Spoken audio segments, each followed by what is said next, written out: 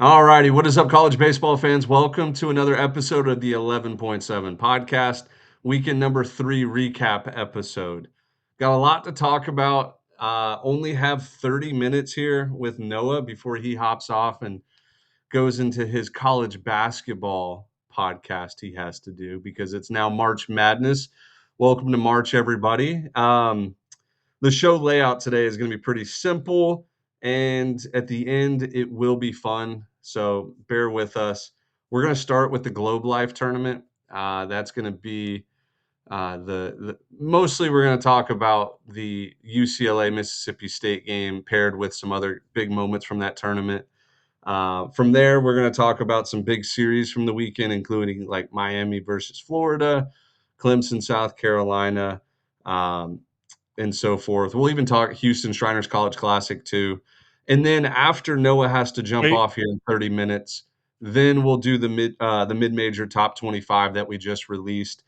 We're going to talk about some mid-major teams that really shined and impressed, including Southern Miss once again.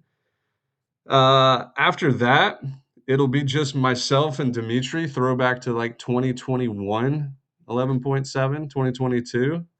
And from there, we're going to end the show with us picking the 6 weekend series pick'ems for next week.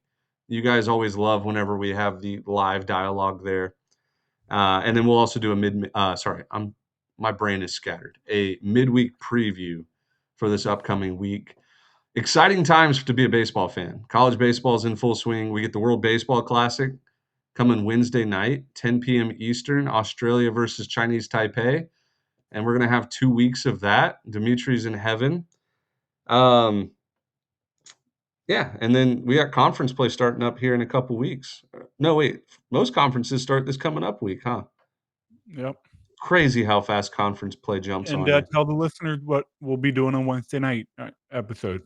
Oh, that Wednesday night episode is going to be good. That's whenever we go back through our 29 conference champion picks that we did late January, and we're allowed to make switches. So if, like, for example, I picked Miami, Ohio to win the MAC, I have the right to switch to Kent State if I want to. And we can do it for any conferences, and it never works out for us. I think the hit rate there is like 25% switching this early. But after 3 weeks of baseball, you feel like, oh, this team is going to win the conference, no doubt. And then they end up not winning it. So, but it's a fun episode on Wednesday. I need to first turn my hat around because we cannot have three goofballs all wearing our hat backwards. Noah, you can Speaking of wear. hats, how about Home Field Apparel and their latest release? Yeah, Speaking of that college was. basketball, too. Yeah, we tweeted about it. Our good partners at Home Field, and I can't stress that enough. Like the word partners is very important. They're not sponsors, they're not advertisers, they're partners of ours. They take feedback from us. They want new ideas in the college landscape for baseball merchandise because nobody's really doing it. And they've been partners of ours for 3 years. So they just dropped a really nice, what do they call it? Heavyweight hoodies for college basketball teams paired with custom shorts that, I mean, if I'm a college baseball fan and I'll be sitting out in the sun, I will be rocking some of these shorts. So go check it out, homefieldapparel.com. They might have your favorite college, they might not, but they have told us that these will sell out very quickly, which most of their stuff does. Um, I'm so excited to release our Omaha plans with with Home Field Apparel. We haven't gotten the green light yet, but it's gonna be, man, it's gonna be the coolest thing 11.7's ever done. I can promise you that. But cool. Let's get into it. Start here with, I would say the best. I would say the best non-conference game of the year in UCLA versus Mississippi State. Two just heavyweights.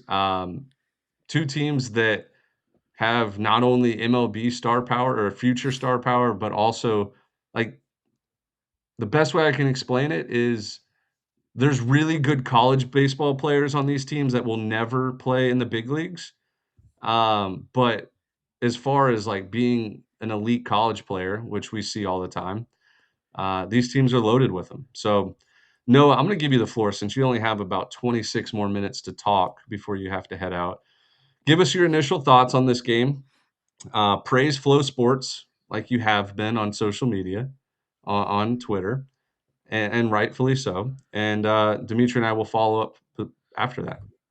Yeah, that's an entirely different topic and a whole other can of worms or Pandora's box that I just don't feel like we need to open on a podcast talking about ball.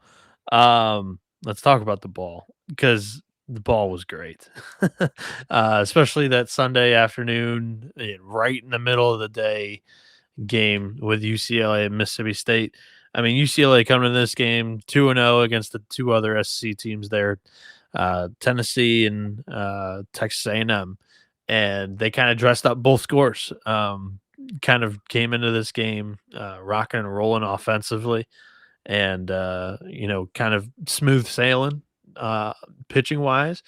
Whereas Mississippi State, I thought coming into it, Friday they had a little bit of a test. Cole Carlone was dicing them up early. Unfortunately, in the fifth inning, goes out with cramps. I feel like that could have been a different game. With Noah was getting into it with Mississippi State fans. I feel like that. I just threw that bait into the water. Like got all the interaction. 11 punch outs through 5 or something crazy. He had a fantastic outing, and yeah, he cramps up with 2 outs in the fifth. The reliever comes in, and don't give me this that he wasn't rushed. Everybody that has ever played the game knows that the reliever was rushed, but the reliever is just going to be like, "Give me the ball. Let's get out of this thing." First pitch, it's into the bullpen for a 3-run bomb, and the game's over. Just the momentum's completely swung the other way. Now, all these Mississippi State fans are like, "Hey, but we wouldn't have pitched the way we did," and you're totally right. But I would have taken the 1-0 game, and I think a lot of Arizona State players and coaching staff and fans would have rather had a 1-0 game after the fifth. But it is what it is. So Mississippi State takes care of business against Arizona State. They get into this game against UCLA 2-0. They win their Saturday game. And this was, it was a heavyweight fight. I thought both of these teams showed super regional capability for sure, without a doubt. Both teams responded to punches that were thrown back and forth between the two. I mean, the 9th inning was wild. Just the fact that Mississippi State has 2 outs. UCLA's done. First pitch to Dean West hits him in the foot. He's on first base. First pitch to Rock Chalosky ends up in the second deck. Game tied, and the momentum is just completely swinging the other way. Mississippi State had the game won in the bottom of the 9th. The double into the gap bounces into the bullpen. And if that didn't happen, the guy's rounding third and he's heading home easy. But instead, second and third, and Easton Hawk just nuts up, strikeout, intentional walk, punch out, and then the line out to get the third out in the 9th, and then the Bruins go out there and tack a couple more on in the 10th. That was a wild finish, boys. That game got drunk real quick. It was like, I'm not really feeling a whole lot of buzz. Like we go out, back in college, you're like, I'm not really feeling the buzz. And 20 minutes later, you're knocked out. Your socks are over your head. But yeah, that was a fantastic game, Dimitri. The hell are you doing throwing a dick ball to Rock Chalosky right there? Like, what the hell are you doing right there? Like, this is the best amateur hitter in the country, and you're throwing a seed right down the middle. Do you think it was one of those, Dimitri? Do you think it was one of those, like, as he was releasing it, he was like, "Oh shit." I know that happens to pitchers sometimes.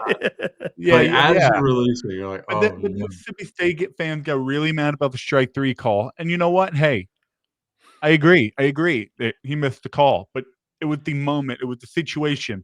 That pitcher was all around the zone, that whole at bat, and then when you get a borderline pitch like that, they're gonna call it. They're gonna give it to him. when they're You've got to pounding around fight it off. You've got to swing. You can't leave it up to the umpire. That's what coaches always say. You got to swing.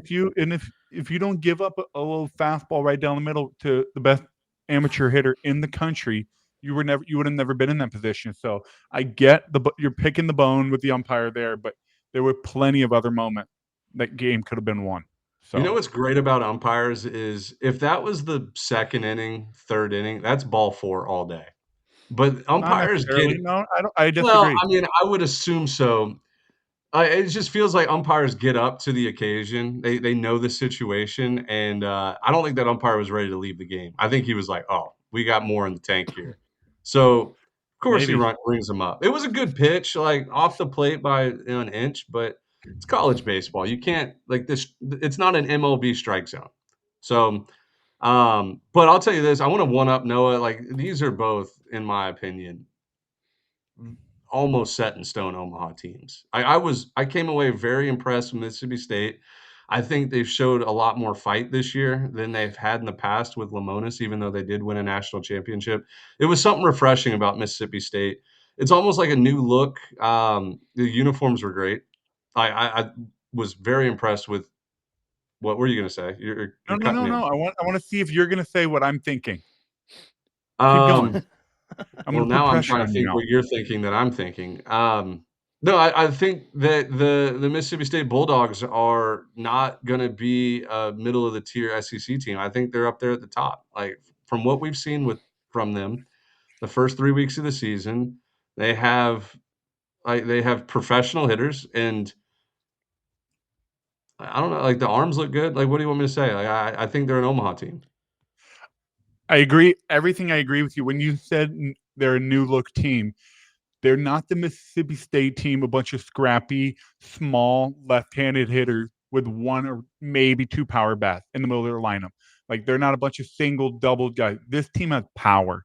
This team has Yeah. more star power, like it's on. Like, overall, their lineup is more scary to me, 1 through 9, rather than just a 2 and 3 hole hitter that can maybe change the game with one swing of the bat. Like they don't fit the Lamonis style team or even the Cohen style team before him.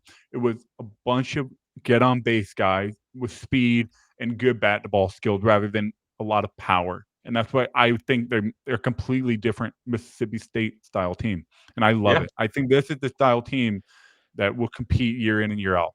I And think I that give them style massive team credit. plays Like, well in the SEC too. It plays well for those opponents they're gonna be playing against. and I give him massive credit. Like, I was a big critic or doubter. I wouldn't even say doubter. Like, I was calling him a top 20 team in the country. Like, I don't think a slap in the face at all. But those that were wanting me to call him a top 5 were all up in my shit. And hey, this week they looked like it, man. Like, they consistently stung the ball hard all week long. They were hitting in the hard outs. They pitched it extremely well. McPherson dealt against Arizona State. They showed they had depth on the mound. When you go into a game 3 against UCLA and hold that Bruins lineup that was hitting the ball around the park all throughout the first 2 games, you held them to 3 runs through 8 frames. Like that's a solid outing. And yeah, they proved to me that they're definitely a team that can 100% get out of a regional and play consistent enough throughout the year. The biggest concern now that I have about Mississippi State is not about their team. It's about the schedule. And that's when, like in the preseason, you combine the schedule with a group that was at Virginia last year that missed the tournament, a group that, was at Mississippi State last year that ended up not really, getting to the standards that they thought they should have been. And the coach got fired, and then they added a bunch of up transfers. Like I wasn't high on that group. And the schedule. Now it's just you play a tough SEC schedule. It's got the second highest winning percentage from last year's teams on that schedule. It's crazy. So yeah, we can't get out of Arlington talk though, guys, without talking about what was the nickname that was flying around, the Hollywood Hammer, Ben?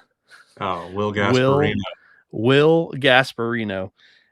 He's the number 1 pick. What about the great Bambarino? He is the number 1 pick if he played all of his games at Globe Life, guys.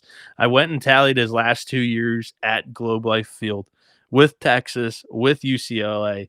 He's hitting 8 for 24 with 333 average. He's got 6 homers in 6 games with 15 RBI and 8 runs scored in 6 games. That's He's actually hitting. great. That's great research there. I didn't even think about him last year at Texas. Oh, I was tweeting about it all weekend, Ben. I don't follow you though. Dude, I was talking about him during our shows last year. Like, this kid looked like an absolute star in Globe Life and then kind of fell off throughout the SEC season, and then absolute superstar this year, this time around at Globe Life. Yeah, 10 homers in 11 games. I would not be surprised if like the 6th round comes around in July and the Texas Rangers pick this kid, because this kid balls out. He's a Dodger. He's a Dodger, dude. He is a Dodger. Yeah. What if the Dodgers drafted him and then traded him to the Rangers? Like, hey, we know how much you want him. No, that's a good point. I didn't realize, like, there are stadiums as hitters that you see the ball better, you feel better in the box, and that's good research there. No, I'm proud of you. Not to big brother you, but like didn't even think about going back to like last year's stuff. That's what's even interesting. crazier? Is he the greatest 8-hole hitter in the country? Oh my It God, blows dude. my mind, dude. All right, He's got 10 bombs and 2 singles. Can we talk about that? Because towards the end, or I guess it was when Rock Chalowski tied the game in the 9th inning. I'm like, oh man, now they got to pitch to Will Gasparino. He didn't come up until like the second to last batter in the 10th. Yeah, he hits 8-hole. Yeah, Savage talked about it. He said basically, I want to get him good pitches to hit. He fits our lineup well down there. He's going to have a lot of runners on base there. I think he explained it pretty well. His reasoning was okay with me. I liked it, and I'm like, okay, but don't change it. Don't move him up because he's absolutely hammering balls now. Gasparino explained that he's the second cleanup hitter on the team, batting 8th. Oh, I have a hot take, guys. This is going to really stir the pot for a lot of like true diehard baseball fans. I'm a big believer the batting lineup doesn't matter at all. You see all these analytics people like, oh, you got to hit your best hitter second or lead off or third or whatever. I really think if you drew names out of a hat, you're going to score the same amount of runs every game somehow. I don't think batting lineups mean as much as people think. I disagree. I disagree because you want your better hitters getting more opportunities. You don't want to put your third best hitter in the most AB. I don't think it matters. Okay, Ben. What if I put it this way? You have 100 at bats or 100 games in a season.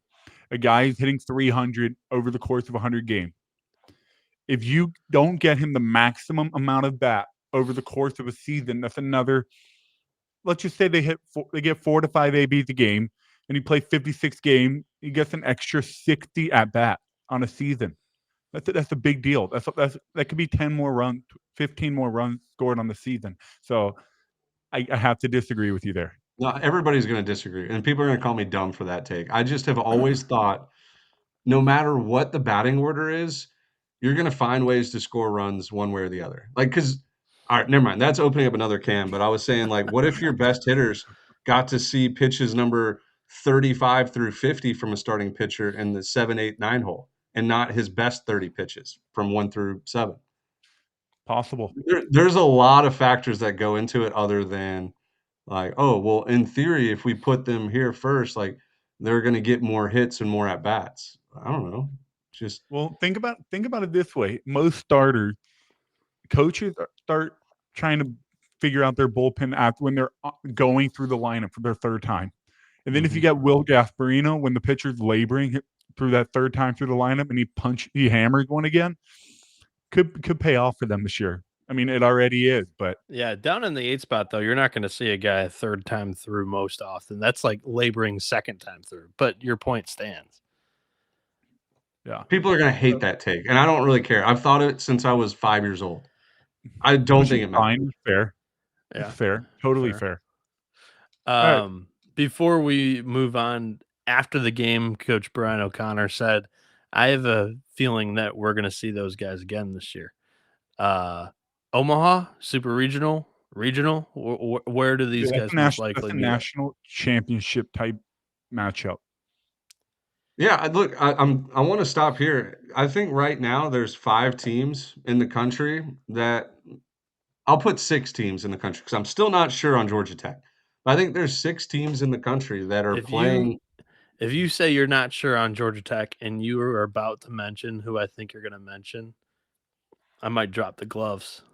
I don't know where you're going with this, but I think there's 6 teams right now that are playing championship level baseball, and it's UCLA, Texas, LSU, Mississippi State, Oh.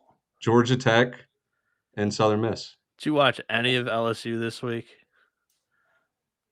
That was No. uninspired baseball all weekend. Before Noah gets going, Noah, be careful. No, I'm I not was saying all over. anymore. Like, I was all over UCLA. I got comments saying, "Make sure you zip your pants up when you're done." Blah blah blah blah. Make sure you do this. You make sure. And I'm like, dude, this team's the best team in the country. UCLA, the best. LSU put up, I think, 7 combined runs on the weekend against Dartmouth and whoever the hell I else they know. played. Like, I'm not saying they're not It good. was I'm just saying, like, Dartmouth and Northeastern. like I'm saying, like, look at what we're watching in UCLA level of play right now versus LSU. Doesn't mean LSU is not good. It just means UCLA on paper eyeball test is a much better team. That's And all it they've means.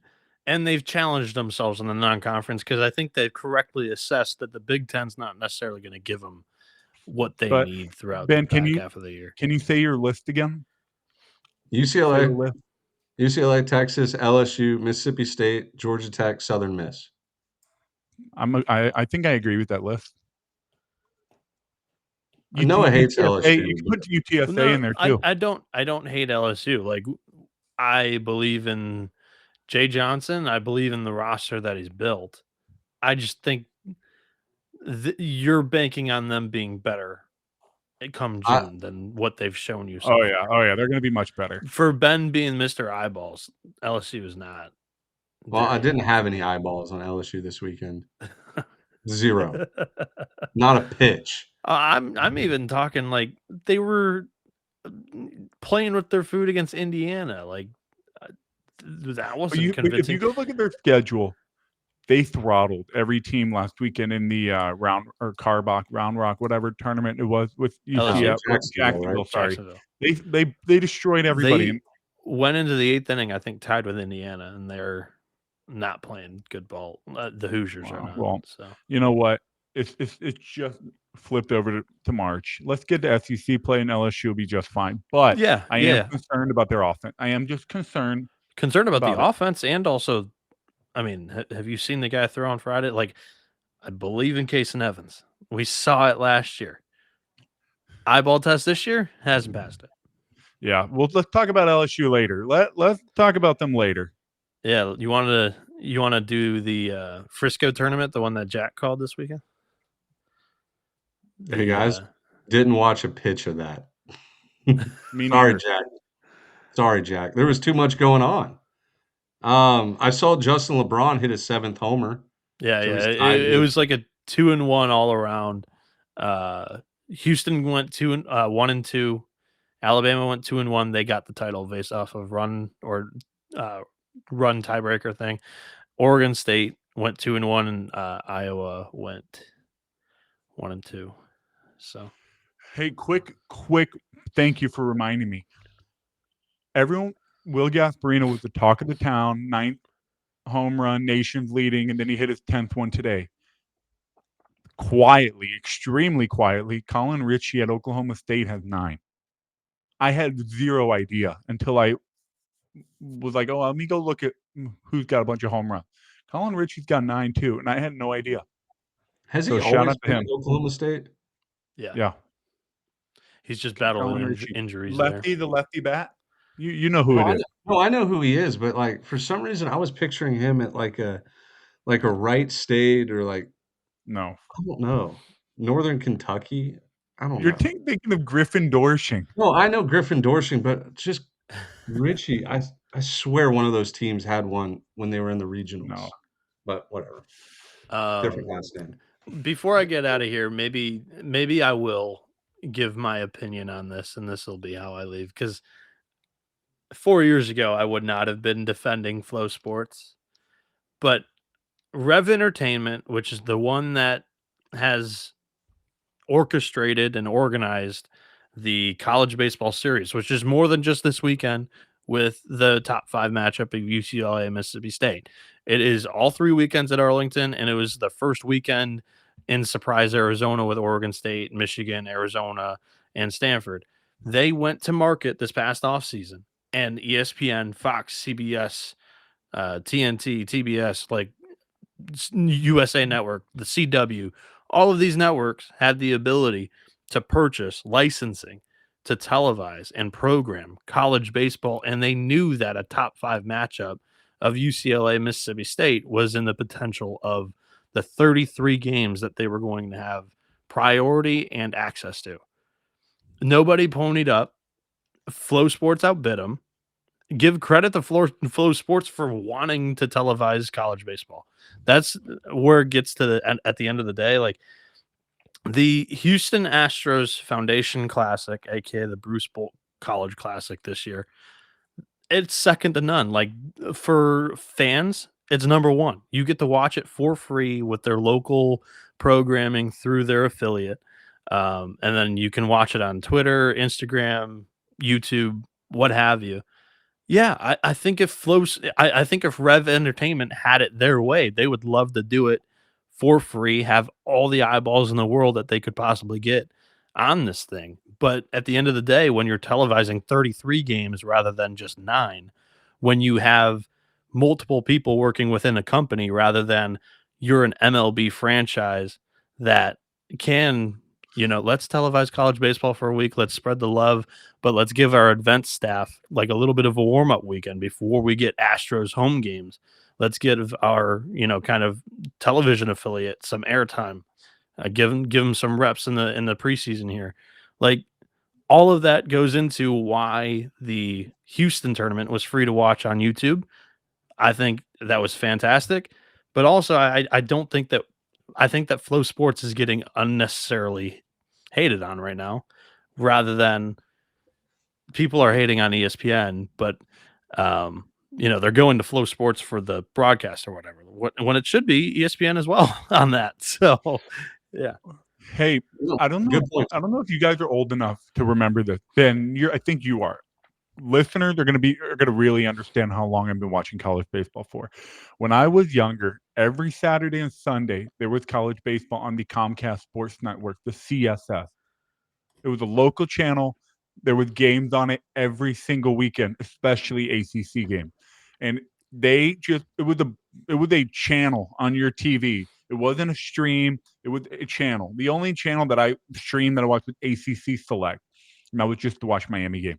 But Comcast Sports Station, yeah, broadcast the college baseball every weekend, and I'm like, why can't there just be one channel that Fox has a Sports used to spotlight do game? the same thing. Like Saturdays and Sundays, Fox Sports Fox Sports, yeah. Southwest, Fox Sports Houston, like it was all on cable, and it was like Baylor games, Rice games, Houston games, Texas games. But like you didn't get the full variety. Like it was just whatever was on TV you got to watch. To piggyback off of Noah, Flow's product has gotten tremendously better since 2021 when they started getting the rights to those. I watched the South Carolina versus Clemson game, and like that broadcast was terrible. The neutral Dude, site, that's awful. actually surprisingly gotten better too than the Well, it's neutral gotten site. better, but It's It it's still it Hulu used to not broadcast. even get televised, and it used to be yeah, through a potato. At least you could watch the game this year. Oh, it's it's still so not a good blurry, dude. It's so bad. It's so bad, but it's still, I think, better than it was 3 years ago. 99.9% of college baseball programs would absolutely die for that Flow Sports product. So Yeah, Yeah. there's a few teams that have better broadcasts. I think I'm gonna start rating I'm in if you broadcasts. want to do it. Like the Dave Portnoy pizza reviews, but like an ESPN Plus or a streaming review, Yeah, because there are some teams that put on great products. Grand Canyon's one that every year does a excuse me. Like I would rank Grand Canyon up there with a lot of teams. UTRGV. RGV does a good one. Eh, but yeah, it is what it is. I think the sport still has enough momentum where when Flow Sports loses the rights, maybe an ESPN or a Fox Sports steps up and broadcasts this nationwide on cable. But until then, like Look, I know it was $30, but it was $30 for a whole month, 33 games, plus Yeah. we're gonna watch some Dollar a CAA game. conference games coming up. Yeah, it is what it is. Like, I understand teams that are fans of teams that are mad that they had to pay $30 for 3 games of their team to watch. Like, $10 a game is a lot of money, but, yeah, I mean, Who are they bidding? Are they bidding to the NCAA? This might be a stupid question. Are they Rev bidding? Rev What? Entertainment Entertainment puts on these is the events. product. They're the So ones that put on NCAA the gave the games. rights to this company and then they bid it out? No. No, Like, this company fielded and organized all these teams to, hey, come play in our event. think of it like this, We'll Dimitri. set this up and you'll get to play quality opponents. Yeah. 11.7 Entertainment puts on a preseason tournament weekend number 2 at Mercer's Field. And we get the teams to sign the contracts to come play. And then we say, hey, streaming networks, TV networks, we have this great tournament that a lot of people are going to go to, and a lot more people are going to be interested in watching on TV. Yeah. How much money are you going to give us to stream these and have the media rights and sell ad spots and blah blah blah? And then they give us a number and we're like, oh, okay, well, these numbers suck, we'll just broadcast it on 11.7 YouTube and we'll fill our ad spots. Or So my next question, yeah, there's no way what is it, REV? Rev. REV, aka Rev. Entertainment is the payouts for these teams is enough. Because imagine Mississippi State losing on a 3-game home series. They're giving up a 3-game home series to play in this tournament. I don't see where the money it doesn't add up for me to see where REV Entertainment is making money to offset, say, hey, Mississippi State, give up those 3 home games and come play in our tournament. That's why it's Flow. Flow is paying Rev. Rev making money from Flow. Like, Right. maybe I mean, maybe how you're curious. saying it is like the school. How is the school benefiting from it? Oh, they're getting a payout to for participate in the tournament, I'm assuming. I don't know Yeah, how that works. I don't know how that works. They have to be getting a It's not share all of about the money, though, Dimitri. You got to remember, Mississippi State's trying to find a reason to boost an RPI to help them host a regional.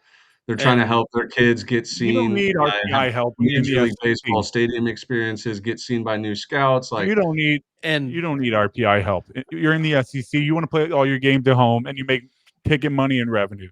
That can't be what it is. And I jumped on the media availability for all 3 weekends here for the Rev Entertainment, media days that they had for the 3 weekends and what was it, 6, 12, 18, 22 teams that they featured in their tournaments. And all the guys, there were some lazy people that were asking, hey, like, what makes this like a good tournament for you? What's attractive about playing in the college baseball series, which is how it's marketed. It's called college baseball series, and there's 4 different tournaments, basically. And they all talk about how it's basically, at Globe Life Field, it's an MLB park. It's you got the turf, so they're not roping anything off. They're not making you feel like they're tramping on or like ruining, like, how the fields typically do, just keeping everybody off the field or whatever. But also just the attractive competition and the neutral site ability of it. Getting a UCLA from the West Coast and a Virginia Tech from the East Coast to come in and play in Texas, that's attracted to some of these teams. yeah, According that to the Dallas area coaches. is a big recruiting bed for these schools too. There's a That lot too. of high school talent there that they could be going and, like, I don't know, recruiting Yeah, kids I from that mean, area. we can argue Yeah, some you play your game at possible 7 p.m. Central Time. What are you doing from 10 to 4? Mhm. Yeah, I guess, but it doesn't make sense to me because at the end of the day, you can argue, oh, it's a good opportunity, blah blah. No. At the end of the day, it's business, it's money, and you cannot give up 3 home games. So the money, something is there to entice them to give those games up. That's just my opinion on it.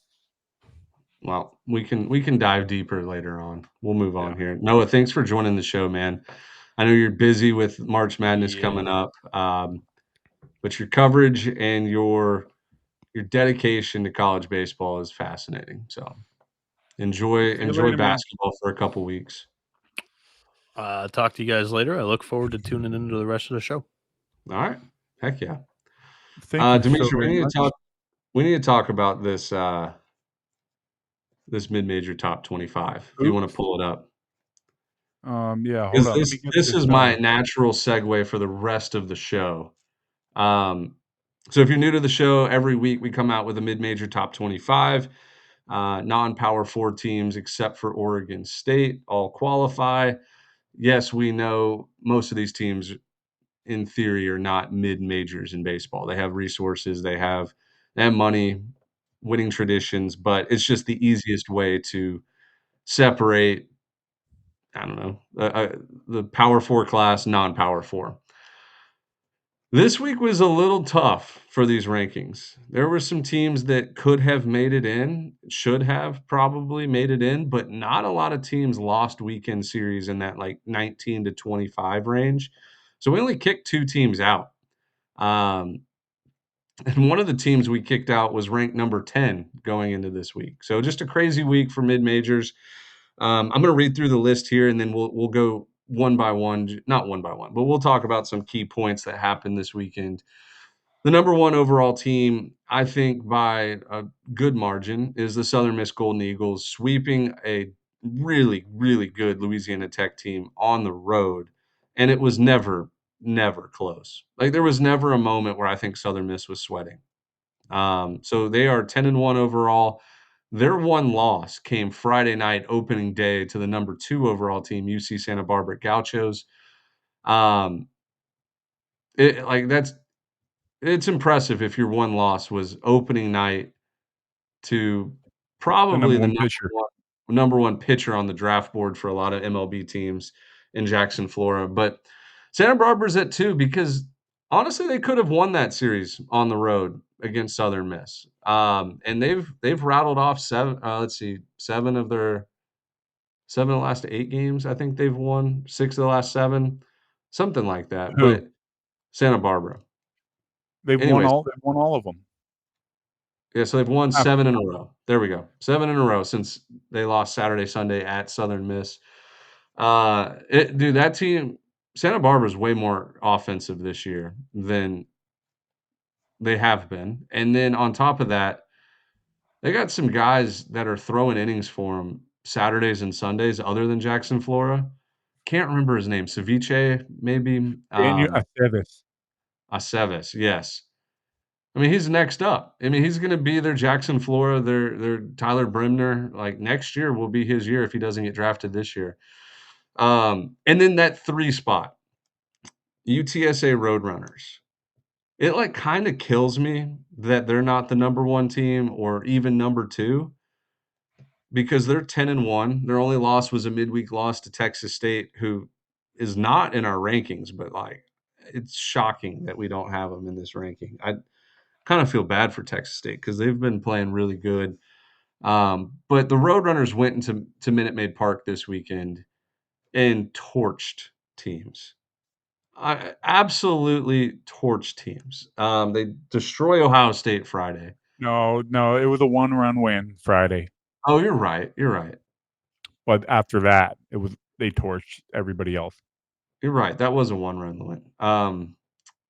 But they were up 13-1 against Coastal Carolina. Ended up winning that game 16-10, and then just beat the brakes off Baylor today. So, they're 10-1, but like for me, Southern Miss, Santa Barbara, UTSA, that is tier A plus. Those 3 are separated by the next 3 from a pretty good margin. Irvine comes in at number 4. They went 2-1 this weekend in Las Vegas. They did beat Oregon, knocked them off as an undefeated team. But I still don't put them. I don't put Irvine in that 1 through 3 tier yet. They could get there maybe. Same thing with number 5, Coastal Carolina. They go 1-2 in the Minute Maid Bruce Bolt Classic tournament. The injuries right now are just kind of a lot, but the offense showed up. The offense was much better those last 2 games after getting shut down by Texas on Friday. They scored 10 runs against UTSA. They scored 8 today, 9 today against Ole Miss, take down Ole Miss. Today Um, was super encouraging for me to yeah, see Coastal throttle a good Ole Miss team, and it was like, you're not even surprised. You're not looking at the scoreboard like, "Oh, shit." It's like Coastal showed up today, kinda yeah. thing. Now Coastal schedule is tough, coming up these next 10 games or so, but for me, if they're healthy in May, they're gonna be a problem. They're gonna be a problem. Only They're throwing because so many arms that wouldn't get them any inning are getting experience right now. Yeah, So they when have so those many arms come freshmen back, and sophomores right now that are throwing meaningful innings in these tough games. So, like, until they get healthy, though, they're gonna be probably in that, like, 4 to 10 range this year, if I had to guess. Um, Kent State at number 6, 8-3 on the year. They have a series win against Tennessee. Their 3 losses have been to, LSU, 1 to LSU, 1 to Tennessee, and 1 to Wright State. They lose in a midweek complete trap game against a really good Wright State team. South Florida wins the series against UCF this weekend. They jump up to number 7. Dallas Baptist at number 8, and the Missouri State Bears at number 9. And then the team that Missouri State beat opening weekend on the road, 2 out of 3, the Raging Cajuns move up to number 10 quickly. They went from out of the rankings to like 17 or 19 last week to 10 this week. Um, Not only did they beat um, UC San Diego 2 out of 3 this weekend, they also shut down a great Kansas State offense midweek twice. They went 2-0 against Kansas State in the midweek. So they went sweep against Maryland, midweek sweep against Kansas State, and then win 2 out of 3 against the Tritons of San Diego. that's a Um, good stretch right there. yeah, and the scary thing with Louisiana is I think they're gonna continue to play better baseball as the year goes on. A lot of young guys on that team, young and inexperienced. Louisiana Yep. Tech drops down to number 11 after getting swept by Southern Miss. I still think they're a good team. They just ran into a buzzsaw. Our Mercer Bears, number 12, 11-1, best start in school history since 2020 when the season got shut down. San Diego loses 2 out of 3 this weekend to Michigan. They walked off Michigan Saturday, but other than that, Michigan kind of handled business. Cal Poly drops all the way down 7 spots to 14. They're 4-7 on the year. They just lost 4 games to USC, and I think before the 8th inning of today's game, game 4, I think they scored like 4 runs total. USC's 2. pitching staff, I think it was 2. 2 runs total. They got no hit through 11 innings or 10 and a third. And then they got 1 hit through 7 on Saturday. I want to say that's more of a credit to USC's pitching staff, which is the number 1 starting rotation in the country, and we'll get into that here in a second. But yeah, Cal Poly could not hit at all this weekend. But they're a good team because they went on the road opening weekend and beat somebody. Campbell. Campbell. Campbell. Was it Campbell? 2 out of 3? Campbell. Okay. Charlotte comes in at 15, 7-3 overall. Other than that opening weekend series loss to San Diego, they've been smooth as butter.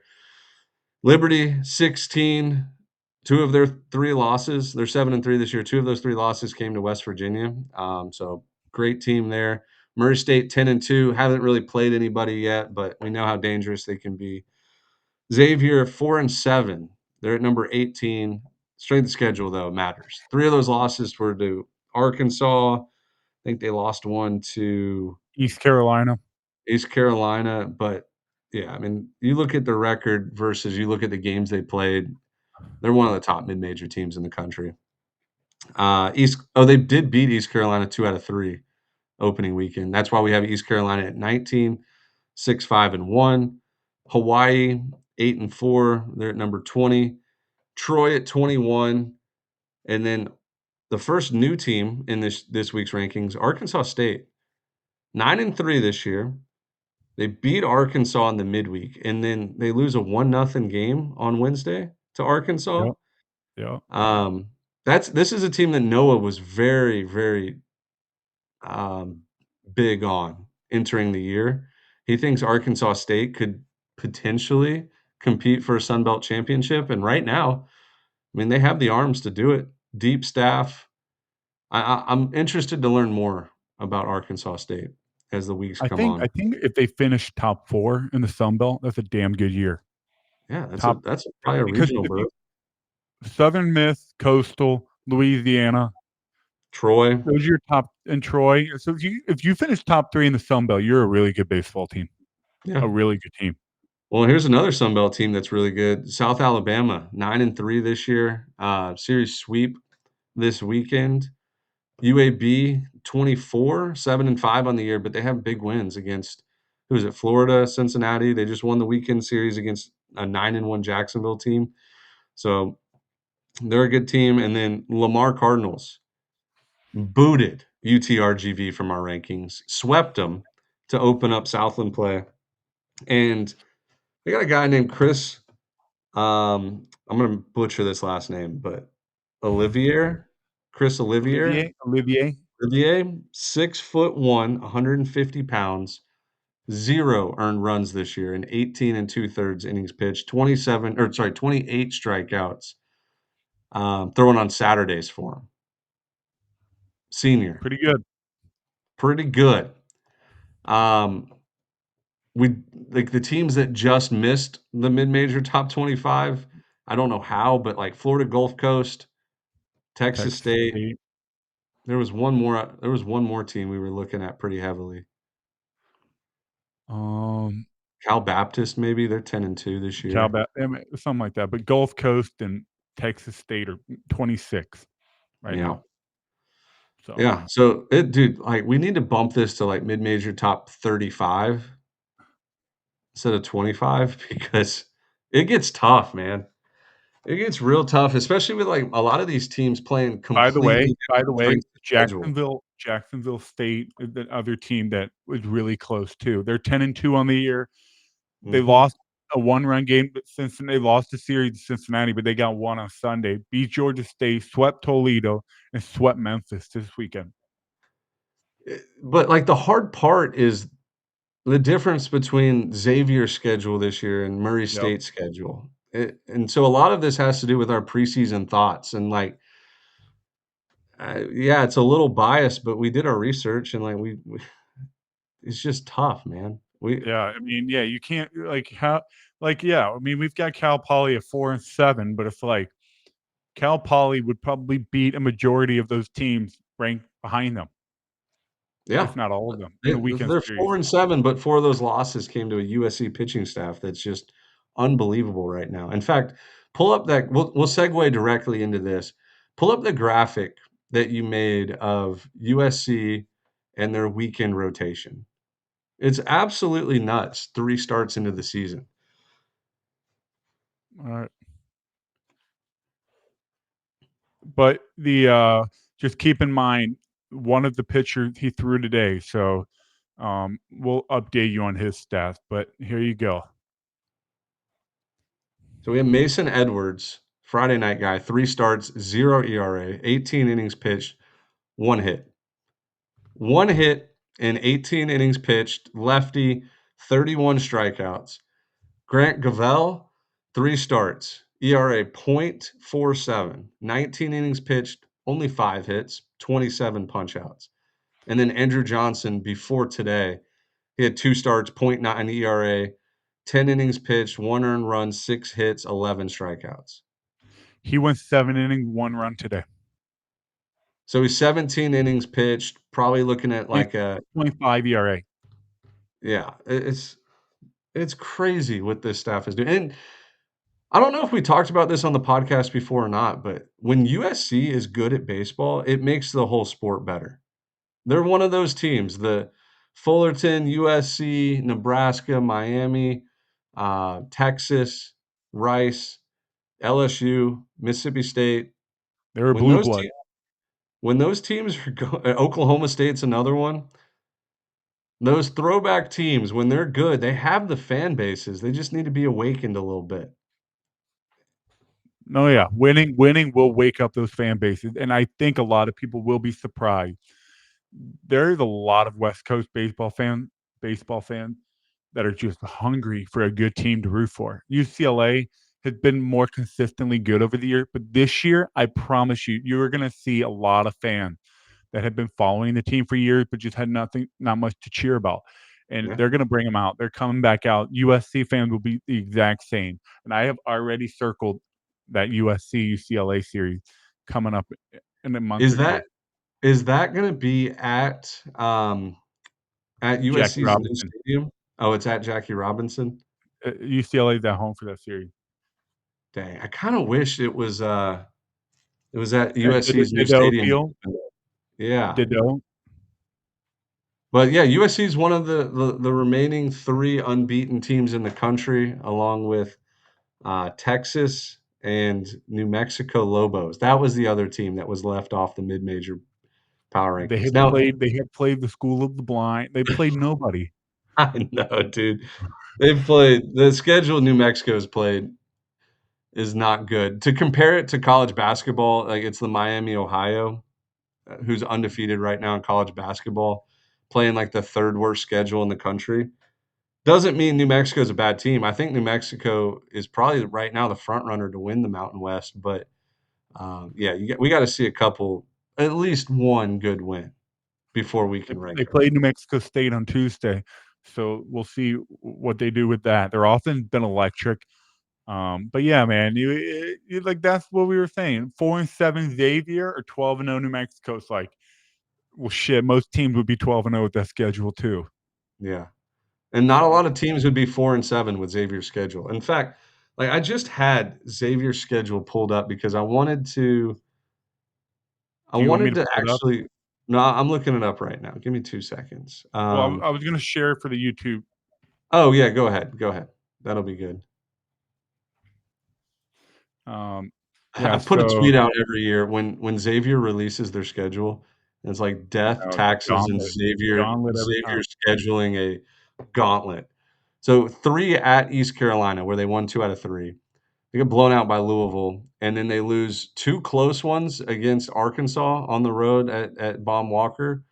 Ended up getting swept, lost to Indiana, and then they win 2 out of 3 at Fullerton. They still have at Ohio State, at Oregon State, at Oregon, at Nicholls, at Oregon.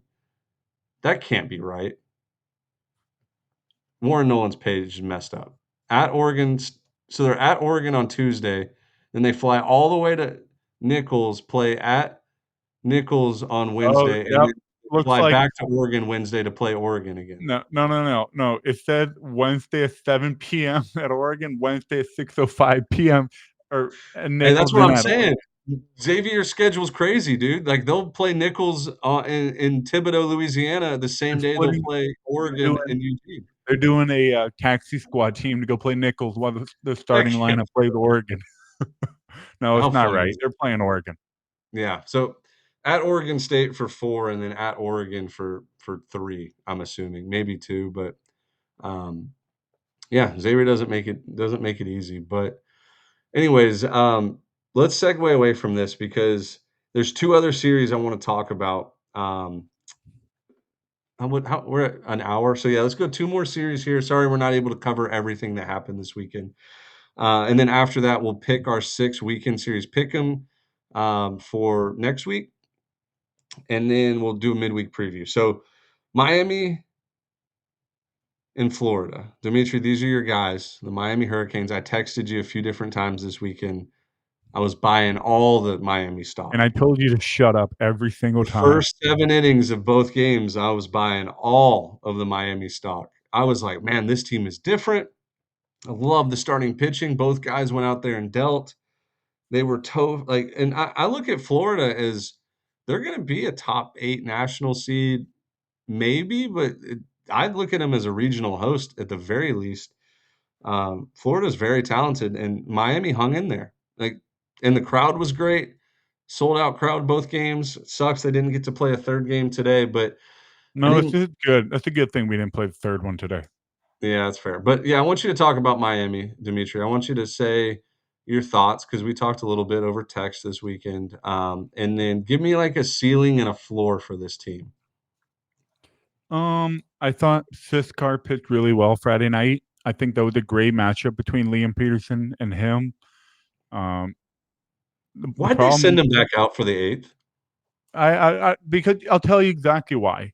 Because they don't trust their bullpen. They've got one bullpen arm that they can really rely on, and they don't want to use him until they have a lead. And so yeah, they try to get the most out of their starters. Rob Evans did the same thing on Saturday. He gave up 4 runs in the second I inning, and love he ended Rob up Evans, by the way. he I he want went I like want his jersey. The black M jersey.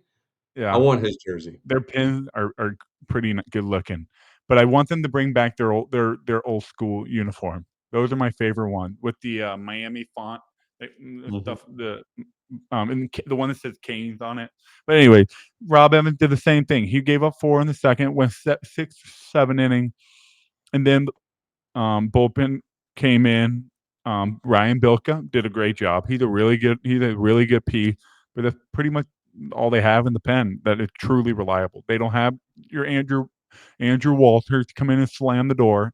They don't have that. So Well, their the game bullpen, got turned on its head because of the balk. Miami got out of that jam.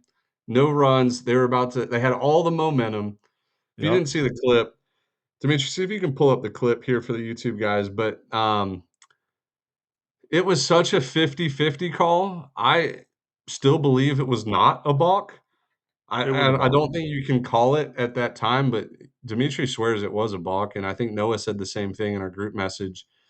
But his bases loaded, 2 outs in the 7th or maybe 8th inning, tie game, and, deep fly out to center field. Miami's pumped, running off the field, and then all of a sudden, the umpire crew starts pointing, "Get back on the field." We called a balk, which the third base umpire did call it right away, like, before it left his hand.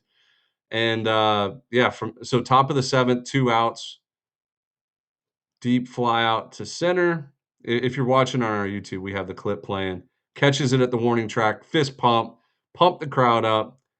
Everybody's running off the field, and then right about now is when we start seeing heads turn They're like, oh, and whoa, whoa, whoa, whoa, whoa, whoa, whoa, stay out there. stay out there, stay out there. And they're gonna show a replay The of this balk here, and it was dude, it was a candy ass balk call. I'll say that. It wasn't clear and obvious. He wasn't trying to deceive anybody. Let's take another look. See, here's Dude, the problem. I'll tell you you right can't here. call No, that Ben, though. it's a balk. It's a balk. He doesn't come to a stop, and you see the umpire calls it immediately. Nobody saw him. You can see the Florida guys. You can, if you pay attention over here.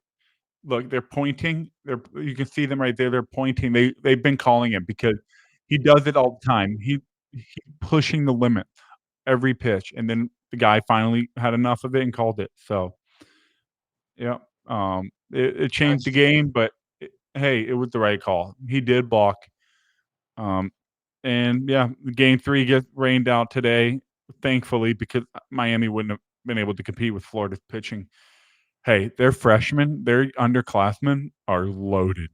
This every year, Florida dude. team is deep. It feels like this every year. Like they have arms. I mean, I don't know if you saw, but they threw a guy out there, a redshirt freshman. He was pumping 98 to 100, and not just topping out at 100. He was hitting 100, and it was gasoline. It was just straight cheddar. So, yeah, this Florida team, I do like them. I think they're going to have a really good year.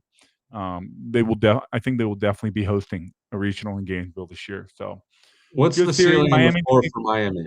What's the ceiling and floor for Miami? the floor, and that large bid. So you think Um, lock tournament team? Because I agree I with think you. they're a tournament team, but I'm telling you, they're going to need their bullpen. They're going to need guys to step up in ACC play, or you're going to lose a lot of really close games. They just get out of hand in the 7th, 8th, 9th inning. I think a Florida regional team ceiling. I'm going to be honest with you. A ceiling is going to be a 2 seed, fringe So they're host gonna be either a 2 2 or seed, 3 seed this year. fringe host, depending on how things go. But I think a high 2 seed is their ceiling.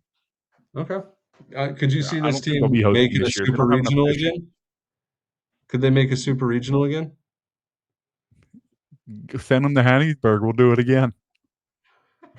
You're such an ass. I'm just kidding, All right. Southern Miss fans.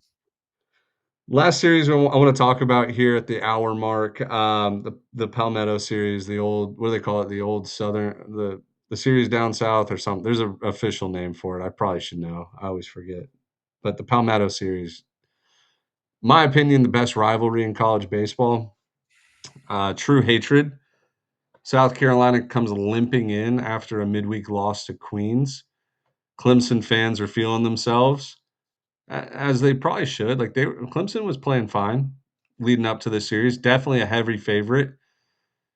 South Carolina came and stomped on their faces game one. All the emotion, all the energy at home. And I don't know if anybody really saw this coming. I don't know the Vegas line on it. I had to imagine it was like Clemson minus 300 for this game one day. Aiden Canuck on the bump, and yeah, South Carolina came out guns a-blazing, and they looked faster, bigger, and stronger than Clemson. And I was like, "Uh-oh, good thing we didn't put it in the weekend series pick'em because we would lose every single survivor." It would have been a 99% weekend series pick'em Clemson. Josh Gunther and Valentine, who, by the way, is a Texas State transfer, they just wanted all the smoke. They wanted all the attention, and they delivered.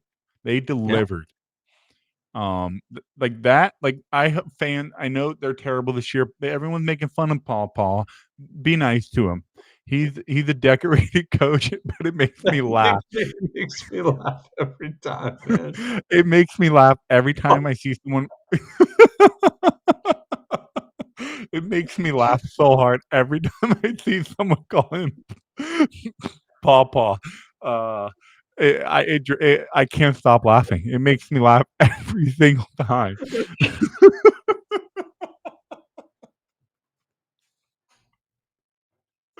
I'm sorry. All right, we need.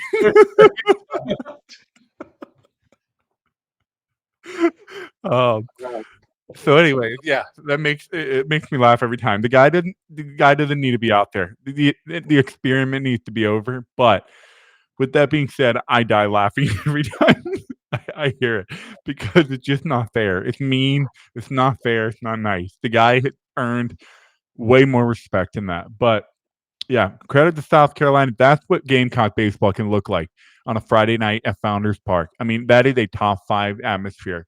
They had a rain delay. Stadium wasn't full because it was a rain delay and it was rainy, and they still showed up. They were loud. So I really hope the next hire is a slam dunk hire for South Carolina baseball, as Clemson came back to take the next 2 pretty comfortably. But you can talk about Saturday's game, Ben. Yeah, we had a Glavin. Michael Maddox. Sherman or not Maddox, you're right, not a Glavin. Golly. Pawpaw has me in a pretzel. Michael Sherman, is that his name? Michael Sherman? Sharman.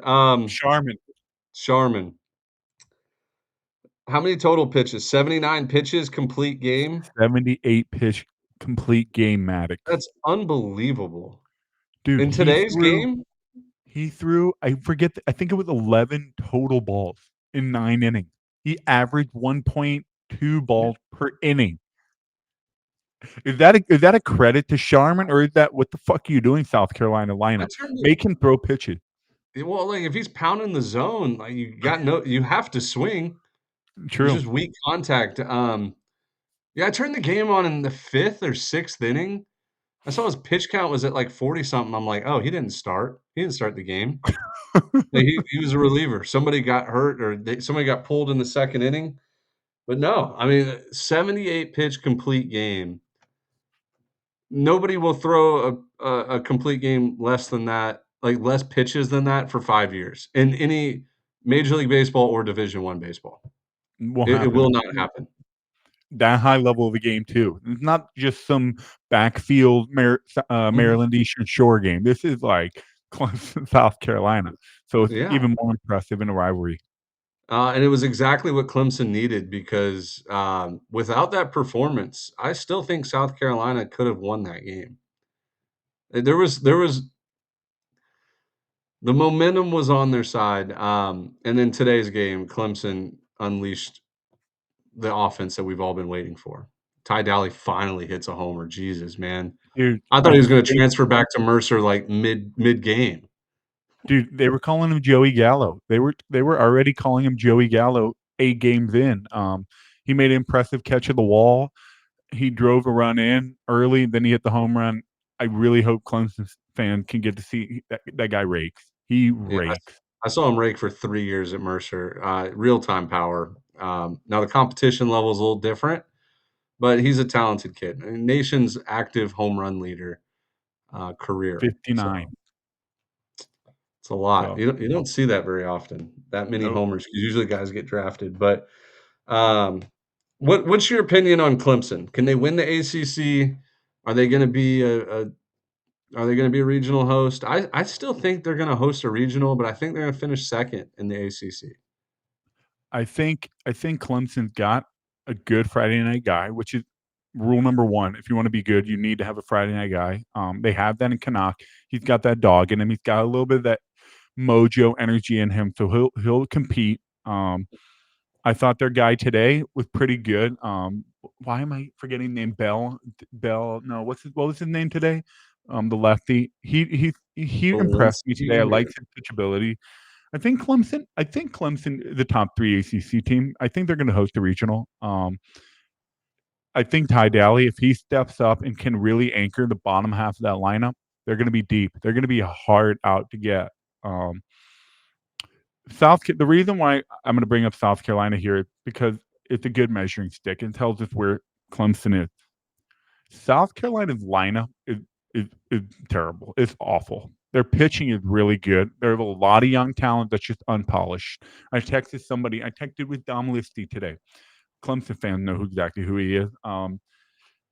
Their lineup is terrible, but their pitching is unpolished, and they're going to be really good. But they need better leadership, in my opinion. So, with that being said, Clemson pitchers, I want to see them against a little more higher end talent offensively and see how their pitchers match up. But I think they're going to be just fine. Bakic knows what he's doing. yeah. Can they get to Omaha, though? They're one of those teams. It's been a I, while. dude, I think Omaha is not about talent. It's just who gets hot and if the ball bounces the right way at the end of the year. There's only 2 teams that can slam dunk say they're probably going to make Omaha. There's only like a handful of UCLA. I think they're a slam dunk to make Omaha. LSU and Texas probably, and then after that, it's like that ball land fair or foul in June in a regional. You need that ball to land fair or foul and to kind of make it. I got sent So the odd so I guess DraftKings has odds to make the College World Series, and I got sent that list today. So, right now, LSU is plus 100, so even money to make Omaha.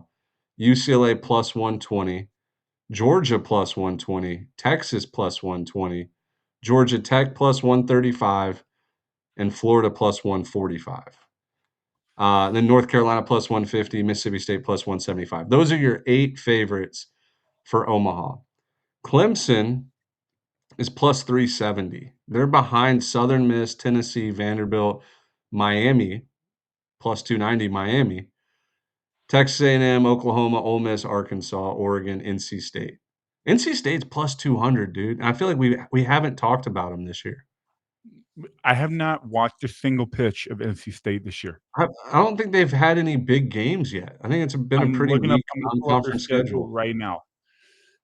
I have not watched a single pitch.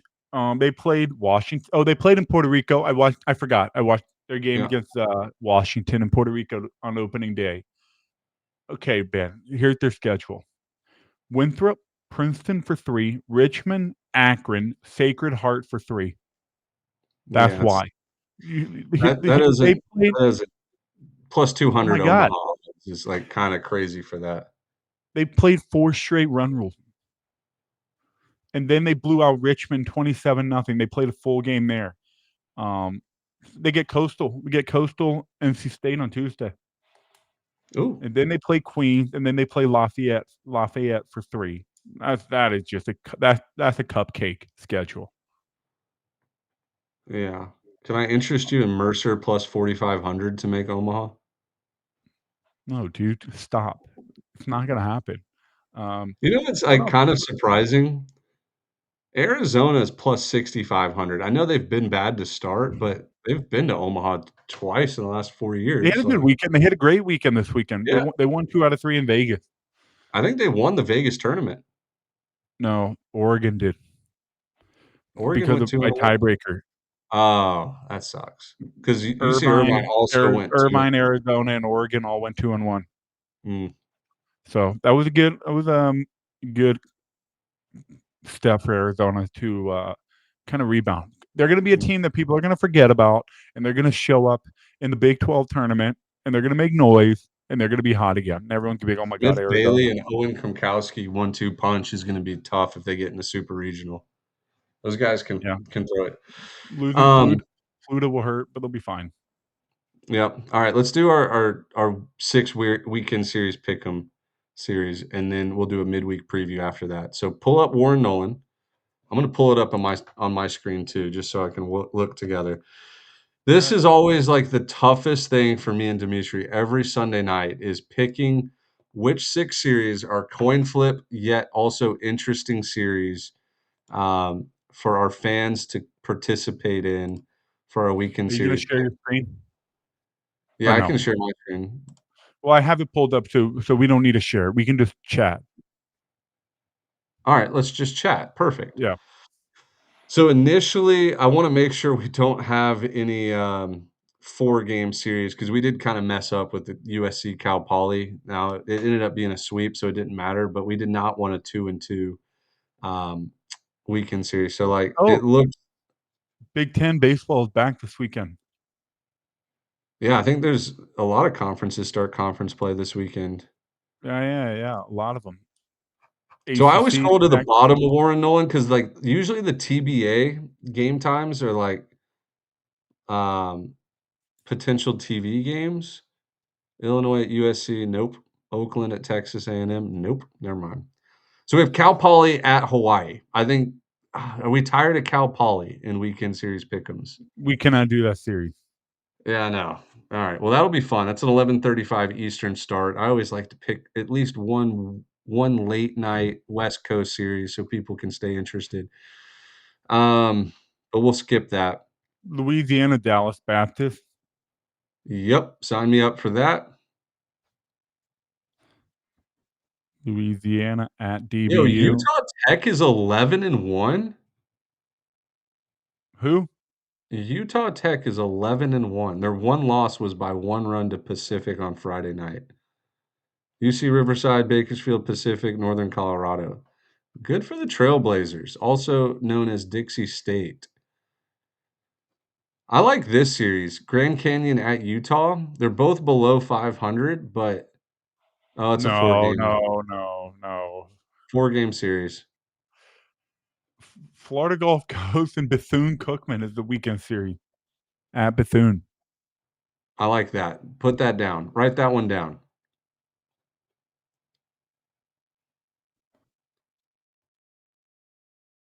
Yo, it'd be wild. Oh, Louisiana Rice, Tech and South Alabama. yeah. That could be Rice State interesting. is going to Tennessee this year. There's no way they lose a series to Kent State and Rice State this year, is there? Nope, can't do that. No, we're not doing that. All right. Wait, what was the first series you said? I've got Louisiana at Dallas Baptist, Florida Gulf Coast at Bethune. What are your thoughts on East Carolina Coastal? I like it. ECU at Coastal? I think Coastal with the pitching injuries is that's a way more balanced series. Yeah, 100%.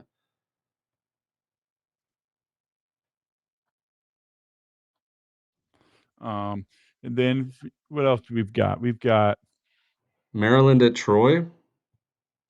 no. Speaking of Troy, they've been rough. They've Ah, they been beat so up Georgia. and down. Uh, Notre Dame, Duke. No. Tulane at TCU. I don't know. No way. Wow. Ohio State is hosting UCLA this weekend. No, we're not doing that series. You get the number one team in the country coming to town. Hey, Rice at Abilene Christian ain't bad. What about Virginia Tech at Georgia Tech? No. No, sir. Why? I kind of like Rice at Abilene Christian. Like they're both No. 500 this year. Oh, we need Murray State at UCF. That's a must. But we've done I think UCF twice yeah, already. No, that was South Florida. We've done twice. Michigan State and Nebraska.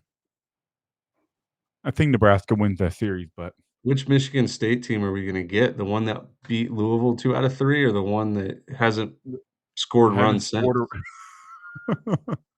Like literally haven't scored a run since, I don't think. Dude, there is very few good series this weekend. Yeah, this is a poo-poo. Yeah, dude. I just went through the What whole about board. Charleston Southern at Georgia State? Charleston Southern's 10-1, Georgia State 9-4. No, dude, no. St. Mary's Boston at Utah Tech. I don't know. St. Mary's at San Diego State. That's a tough one to pick. Yeah, write it down. Virginia at North Carolina. Ooh.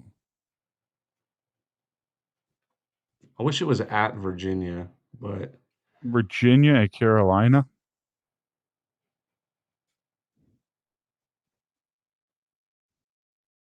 That's a good one. That's a great one, actually. all right, let's do it.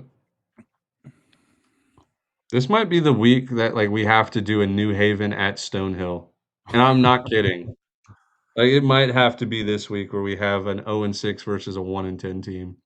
No, dude, no way. No way. We've got 6 on the board. I've got 6 on the board right now. What about UConn at Old Dominion? That kind of fires me up a little bit. No. I will not watch. I probably won't watch a single pitch of that series. No way. Oh, we have 0-9 Lemoyne versus 0-11 Delaware State. FIU, FAU. Yep, I like FIU at FAU.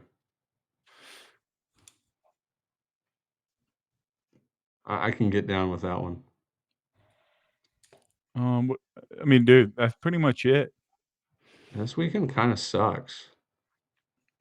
UNC Wilmington at Jacksonville. I like that. I like Wilmington at Jacksonville. I'm writing it down. I mean, we've got 3, 6. We've got 8 series. We don't need any more. Indiana State at Western Kentucky. Oh, dude, what about Middle Tennessee at UAB? Middle Tennessee just beat Illinois State 2 out of 3. They kind of play. They're 8-3 this year, but not a tough schedule. Wofford Belmont.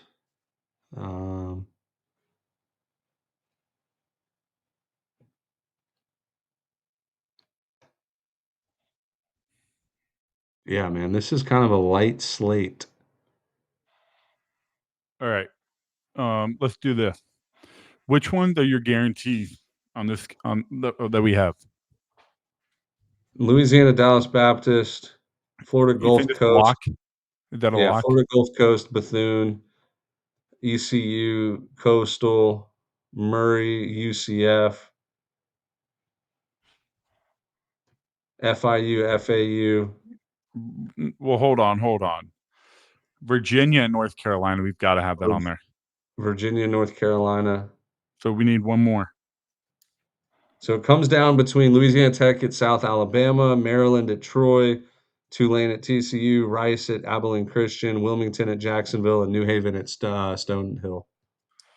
We don't need them. We've got enough. What about you? Don't like St. Mary's at San Diego State, or we've already got Florida Gulf. Wait, what about Gonzaga at Creighton? Those are both teams. No. We've already got Gulf Coast at Bethune. I would rather do that than FIU, FAU. Okay, that's fair. Because we can't do two Florida school series like that. So I picked the last one. I don't care who it is. You want to do Louisiana Tech at South Alabama? No, because we just did Louisiana Tech and they just got swept. That's just not fun. Wilmington at Jacksonville, St. Mary's at San Diego State. I think. What are the other ones you have? Maryland at Troy, Rice at Abilene Christian, Tulane at TCU, New Haven at Stonehill. We're not doing Tulane at TCU. No way. All right. And the Maryland Troy one, I don't want to do that one either. They're not playing good baseball. Okay. What else do you have? If you eliminate those ones, what are left?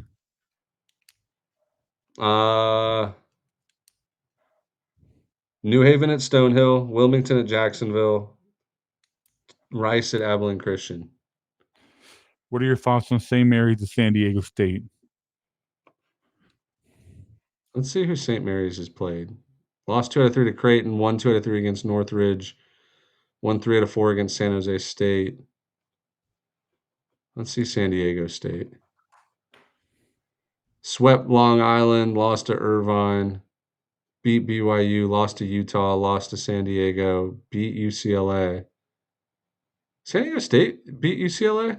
Yeah, they did. In the midweek, in the last Tuesday. Yeah, and then just won 2 out of 3 against Washington. Dude, I don't know. Do you want to do that one? I can. Or do you want to do Wilmington at Jacksonville? I mean, I don't care. Pick one. I think St. Mary's, San Diego State is a pretty balanced series. I like Cal Poly Hawaii, dude. Why are we throwing that one away? All right, let's do it. But the thing is, Cal Poly just got. Is that the third time we're gonna do Cal Poly? Yeah, we can't do it. We can't do them again. Can't do it. Can't do it. All right, dude, pick one. Oh, what about San Diego at Cal? Oh, we've done San Diego twice, I think. Yeah, well, we can't do that either. Let's do. What's Wilmington looking like? What's Wilmington looking like? Haven't watched a single pitch of Wilmington.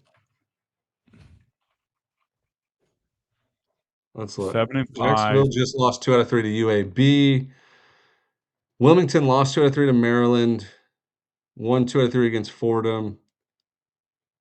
Won 2 out of 3 against UConn. Oh, they have ECU in the midweek and then at Jacksonville.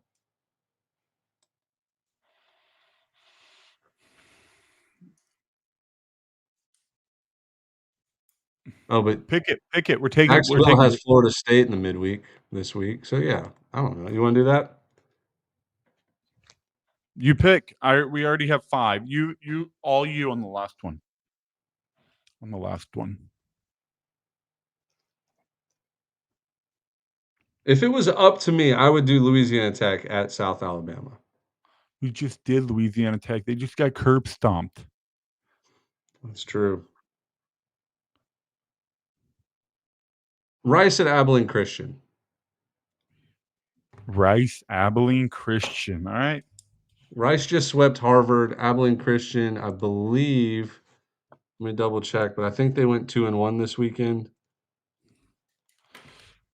Can we I'm going to look at Thursday just to make sure none of these are 4-game sets.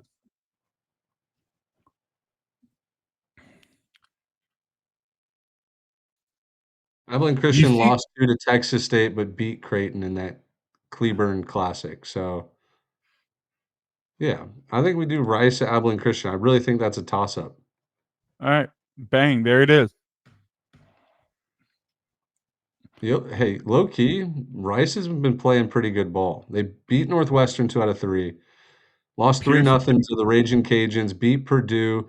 They got swept by USC, but only gave up 5, 4, and 4, 5 nothing, 4-1, 4-2, and then they just swept Harvard. So I think that's a good series. sounds good to me. All right. Were we not sharing our screen that whole time? Whoops. No, we told you we weren't going to share. We were just going to chat. Well, we gotta share a screen now for the midweek preview here. All right. So Tuesday, Coastal NC State, Wake Forest App State, Jacksonville at Florida State, ETSU Tennessee will be a good one. That might be my upset pick there. I feel like Central Arkansas always gives Vanderbilt fits.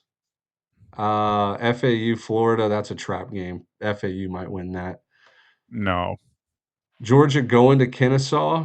Shout out to Kennesaw. Down 7-0 to West Virginia today. Come back and win 8-7. Oregon State, Oregon. Georgia Tech, Georgia State again. Oh, here we go. Mississippi State at Southern Miss. That's going to be rocking. Dallas Baptist at Oklahoma. Fullerton, UCLA. We've got Missouri State at Oklahoma State too. Missouri State, Oklahoma State. That's going to be a 25-run game. No, because you're on top 25. Oh, well, I was just trying to find Wednesday, Mercer at Florida State. Watch out for the Bears. There it Troy is. at Vandy. There Oh, it here is. we go. LSU at the Teague. At the Teague. At Louisiana. God, that game's going to be packed. Bethune at Miami. Oh, heck yeah, dude. The midweek is so much better than the weekend. Yeah. Oh, it's not even close. Yeah, I'm actually going to be going to Arizona tomorrow morning. Go hang out with my Italian friend. Come back late Tuesday night. Go to watch them play the Cubs on Tuesday. Hang out. So I will be offline. I will not be doing any tweeting. I'll do the tweets. Just give On me Tuesday. So Ben, you will have the sticks. What? Yeah, give me the sticks Tuesday. Let me You got the spin. sticks on Tuesday. It Let me is all spin. yours. I will be watching afar.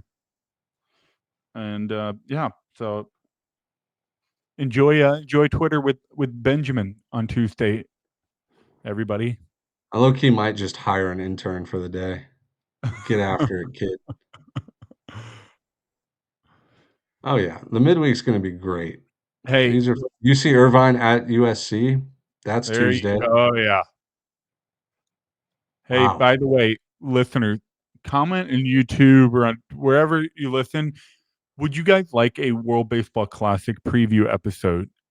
If that's something you guys would want, yes or no, let us know because I would be glad to do it, but only if the people want it. You know I'm down. I would like to do it too. I get into the World Baseball Classic every 3 years? Every 4. Well, they did it in 2023. Yeah, because of COVID. Oh, okay. Wow. So we have to wait 4 more years, so 2030 after this? Yeah, I spent a lot of time watching those games. I love the international, World Cup style. Yeah. It's But all right. man, it sucks that we really miss our big Yeah, stars from across the country, or across the world. But well, I'll enjoy it. Cool. That does it for today's episode. We got one coming for you on Wednesday night. Dimitri, are you going to be on that one, or are you going to be in Arizona? No, I'll be back Tuesday night. Okay, cool. Should be a loaded midweek slate with a very, very weak weekend slate coming up. That sucks to say, but yeah, we will either have Jack or a guest on Wednesday's episode. Jack's travel schedule has just been crazy because he's been doing broadcasts every weekend. He was in Jacksonville last weekend, Frisco this past weekend. What But does he have next weekend? I think he's off. I don't think he's doing any games. Oh, you know what? He might be doing Charlotte's games this weekend. I talked to him about it on Friday or Saturday. But yeah, he's still part of the show. He's doing bigger and better things. So if we don't have Jack, we can pull a guest on for one of these weekend series. Maybe a little. Let me see. ECU. We can probably find a good coastal ECU or UCF alum, UNC. I don't know. We'll get creative. But we appreciate everybody for listening. This past weekend was great. Hopefully next weekend lives up to it. Wednesday's episode, we will be repicking conference champions. Yep. So if you have anything to say, if you believe in your team, let us know. Tweet at us. Like, you have to pick, I don't know, West Virginia to win the Big 12 or else. But Maybe. anyways. All right. All right. We love you guys. We'll see you soon.